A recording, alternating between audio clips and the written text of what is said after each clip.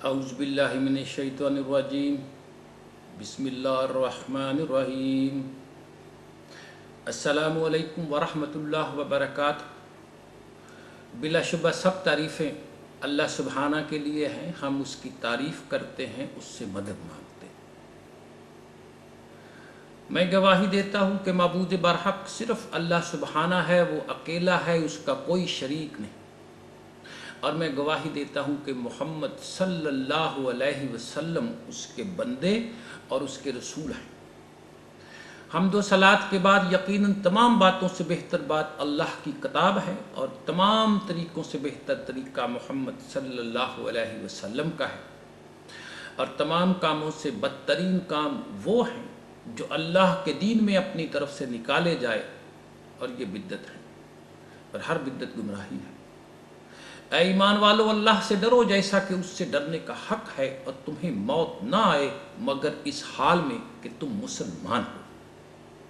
اے ایمان والو، اللہ سے ڈرو اور ایسی بات کہو جو محکم، سیدھی اور سچی ہو۔ اللہ سبحانہ تمہارے اعمال کی اصلاح اور تمہارے گناہوں کو معاف فرمائے گا، اور جس شخص نے اللہ اور اس کے رسول کی اطاعت کی تو اس نے بڑی کامیابی حاصل کی۔ میرے مسلمان بہن بھائیوں، آج سب مسلمان کشمیر، بوسنیا، فلسطین، فلپین، چچینیا، عراق، افغانستان، پاکستان اور بھارت کے مظلوم مسلمانوں کا رونا تو روتے نظر آ رہے ہیں، مگر اصل مسئلہ کی کوئی نشاندہی نہیں کر رہا کہ یہ سب کیوں ہو رہا ہے، کس لیے ہو رہا ہے۔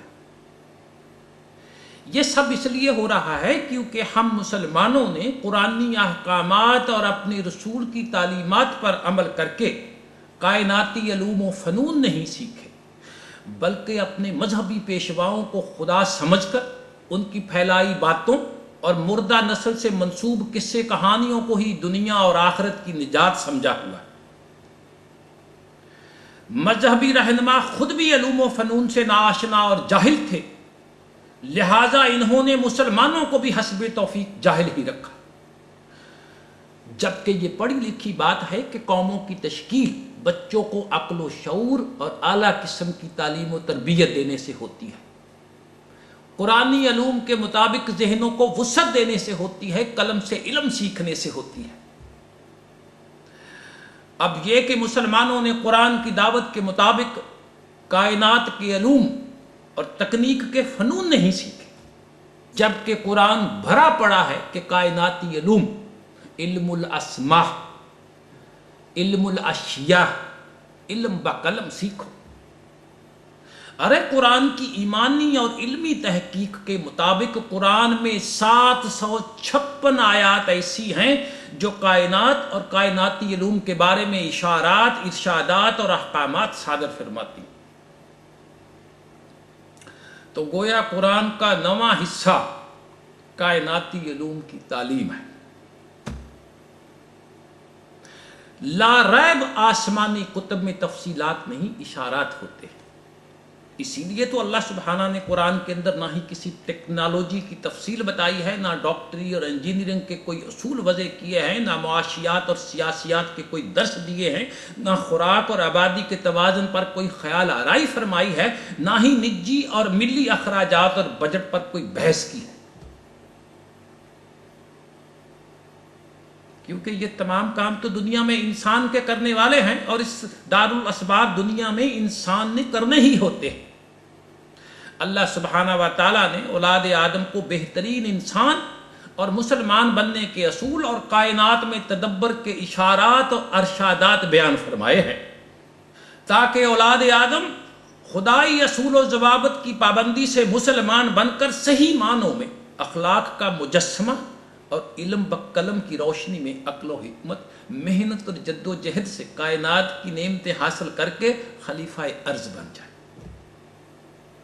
اب قرآن کی روشن آیات کی روشنی میں بھی اگر ملا اندھا رہے، اس قدر واضح، سچی اور صاف تعلیم کی موجودگی میں بھی من گھڑت روایتوں میں ہی الجھا وقت ضائع کرتا رہے، اور پھر انہی روایتوں کو اصل دین سمجھ رکھے، تو پھر قوم کمزور اور جاہل رہ کر غیروں کے ہاتھوں حلال نہیں ہوگی تو کیا ان پر راج کرے گی؟ یہ کتنا بڑا المیہ ہے کہ ملا بیچارہ جانتا ہی نہیں کہ قرآن مجید دنیا کے تمام علوم کا بنیادی تعارف کرواتا ہے۔ قرآن مجید زمین و آسمان کے اندر اور باہر جتنی کائناتیں ہیں ان کا حال سناتا ہے۔ قرآن مجید ہی کائنات عالم کے علوم و فنون اور ٹیکنالوجی کا ابتدائی انسائکلوپیڈیا ہے۔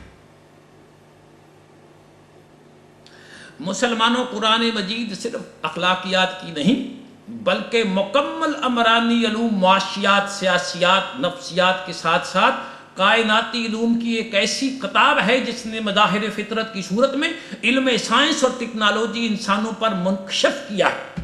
اب اس کے اشارات کو سمجھنا انسان کا کام ہے۔ رسول اللہ صلی اللہ علیہ وآلہ وسلم پر سب سے پہلے جو ہدایات بذریعہ وحی نازل ہوئیں وہ سورہ علق کی پہلی 4 آیات کریمہ ہیں۔ پڑھ اپنے رب کا نام لے کر جس نے ساری کائنات کو پیدا کیا، جس نے انسان کو خون کے لوتھڑے سے پیدا کیا۔ پڑھ اپنے رب کی کتاب جو بڑا رحیم اور کریم ہے اور جس نے انسان کو قلم سے تعلیم دی۔ سبحان اللہ۔ خدائے واحد نے سب سے پہلے علم، قلم اور تعلیم کی وحی اس لیے نازل کی کہ یہی چیز انسان کو دوسری تمام مخلوقات سے ممتاز اور ممیز کر سکتی ہے۔ جب فرشتوں نے کہا کہ اے اللہ تو اس آدم کو کیوں پیدا کر رہا ہے، یہ دنیا میں فساد برپا کرے گا، قتل و غارت گری کرے گا، تو اللہ سبحانہ نے فرمایا کہ تم وہ نہیں جانتے جو میں جانتا۔ پھر اس آدم کو علم الاسماء دیا، اشیاء کائنات کے نام اور خواص بتائے۔ یوں دولت کی، علم کی طاقت سے ہمارے باپ حضرت آدم کو فرشتوں سے اول بنایا اور بتایا۔ تو مسلمانوں، گویا علم ہی ایک ایسی فضیلت ہے جس کی بنا پر انسان اشرف المخلوقات ہے۔ علم ایک ایسی طاقت ہے جس کے بغیر انسان کو نہ ہی خالق اور نہ ہی تخلیق مخلوق کے بارے میں کوئی شعور حاصل ہو سکتا ہے، اور نہ ہی کسی انسان کو مقصد کائنات سمجھنے کے لیے آمادہ کیا جا سکتا ہے۔ ارے علم انسان کی تیسری آنکھ ہے، جب تک یہ روشن نہ ہو اصل آنکھیں بھی روشن نہیں ہوتی۔ ارشاد فرمایا، اے رسول صلی اللہ علیہ وسلم، ان سے پوچھو کہ کیا جو لوگ علم رکھتے ہیں اور جو علم نہیں رکھتے، کیا یہ دونوں کبھی برابر ہو سکتے ہیں؟ پھر فرمایا، ان دونوں گروہوں کی مثال ایسی ہے جیسے ایک اندھا اور بہرا اور دوسرا دیکھنے اور سننے والا۔ کیا ان دونوں کی حالت یکساں ہو سکتی ہے؟ کیا تم اس کے بعد بھی نہیں سوچتے کہ زندگی کی صحیح راہ کس کے سامنے آ سکتی ہے؟ دوسری جگہ پہ اس تقابل کو اور بھی پھیلا کر بیان کر دیا، اے رسول ذرا سوچو، کیا اندھا اور آنکھوں والے برابر ہو سکتے ہیں؟ کیا تاریکی روشنی ایک جیسی ہو سکتی ہے؟ کیا دھوپ اور سایہ یکساں ہو سکتے ہیں؟ کیا زندہ اور مردہ برابر ہو سکتے ہیں؟ مسلمانوں، علم کے بارے میں ایک بات مسلمہ طور پر کہی جاتی ہے کہ اس کا تعلق انسان کے عقل اور شعور سے ہوتا ہے۔ اس لیے کسی فرد یا معاشرہ کے پاس جس قدر علم کی دولت زیادہ ہوگی، وہ شعور اور ادراک کے لحاظ سے اتنا ہی مستحکم بنیادوں پر کھڑا ہوگا۔ دین اسلام کی بنیاد علم، شعور، عقل و دانش پر استوار ہے۔ تو یوں علم اور دین کا ایک بہت گہرا تعلق ہے۔ تو مسلمانوں، یہ ہے قرآن میں علم کی اہمیت اور خدائی نظروں میں علم کا مقام۔ علم نہ ہونے کی وجہ سے اللہ سبحانہ کی کائنات کا تعارف بھی حاصل نہیں ہوتا۔ کائنات کا تعارف اور مطالعہ خدا کے عمل خالقیت کا مطالعہ ہے۔ علوم و فنون، تعلیم و تحقیق، علم کائنات، علم سائنس اور ٹیکنالوجی کے بغیر نہ ہی زرعی اور صنعتی اصطلاحات ہو سکتی ہیں، تو نہ ہی فطری قوانین کا ادراک حاصل ہو سکتا ہے۔ علم کے بغیر عقل اور شعور، فہم و ادراک ملنا بھی ناممکن ہے۔ اس لیے کسی فرد، قوم اور معاشرہ کے پاس جس قدر علم کی دولت زیادہ ہوگی، وہ شعور، ادراک کے اعتبار سے اتنا ہی مستحکم بنیادوں پر کھڑا ہوگا۔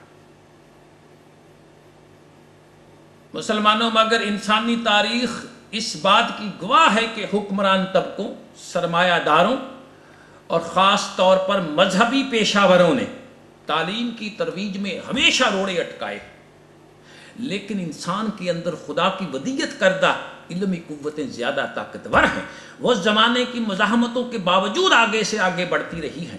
یہی ارتقائی قوتیں انسان کو بار بار سوال کرتی ہیں کہ تم کون ہو، یہ کائنات کیا ہے، اس کے پیدا کرنے کے مقاصد کیا ہیں، ان کے اندر کیا کیا انسانی ضروریات مخفی ہیں اور وہ کس طرح حاصل ہو سکتی ہیں۔ ان بنیادی سوالات پر جب انسان نے غور کیا تو اس نے غور و فکر کے نتیجہ میں ان تمام سوالات کا اطمینان بخش جواب پا لیا۔ انسان کے اندر اس تفکر اور تدبر کا جذبہ پہلی آسمانی اور الہامی کتب نے پیدا کیا، مگر انتہا آخری الہامی کتاب قرآن کریم نے کی۔ ارے آج جتنے بھی علوم اس دنیا میں ہم دیکھ رہے ہیں وہ انسان کی اسی سوچ و بچار اور تحقیق و تجسس کا نتیجہ ہے۔ اگر انسان نے تفکر اور تدبر سے کام نہ لیا ہوتا تو آج اس کی زندگی بھی کسی کیڑے مکوڑے کی طرح بے معنی اور بے مقصد ہوتی۔ تمام الہامی کتب میں کائنات اور مظاہر فطرت کا ذکر ہے، مگر ان پر تحقیق اور تجسس کا جس قدر زور قرآن کریم میں دیا گیا ہے، جس قدر قرآن میں کائنات کے رموز کا انکشاف کیا گیا ہے، کسی دوسری الہامی کتاب میں نہیں۔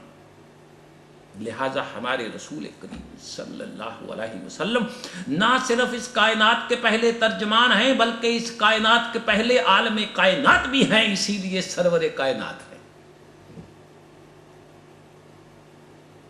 یہ دور حاضر جو علم و حکمت کا دور ہے، یہ سب سرور کائنات صلی اللہ علیہ وسلم کی دانش و حکمت ہی کا تو مرہون منت ہے۔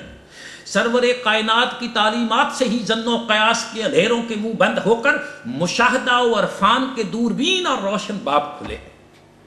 مسلمانوں اس حقیقت کو کوئی بھی نہیں جھٹلا سکا کہ نبی آخر الزمان صلی اللہ علیہ وسلم نے دانش و حکمت کو اوج اور کمال تک پہنچا کر دور جدید کے بانی ہونے کا بھی اعزاز حاصل کیا ہے۔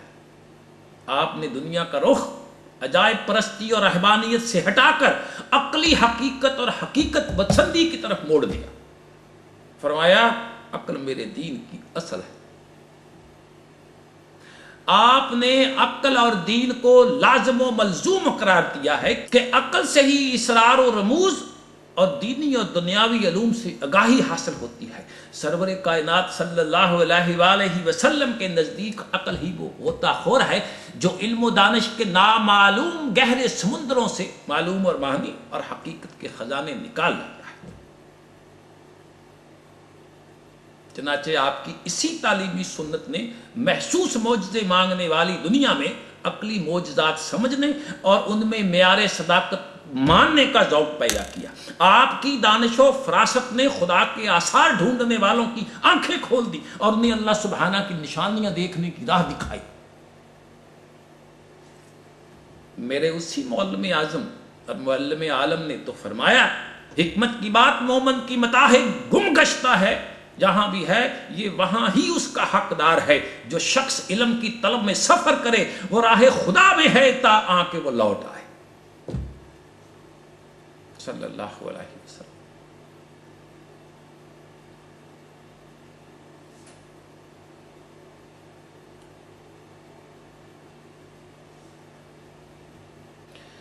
عزیز من، سارے کا سارا قرآن حکمت سے بھرا پڑا ہے۔ حکمت کیا ہے؟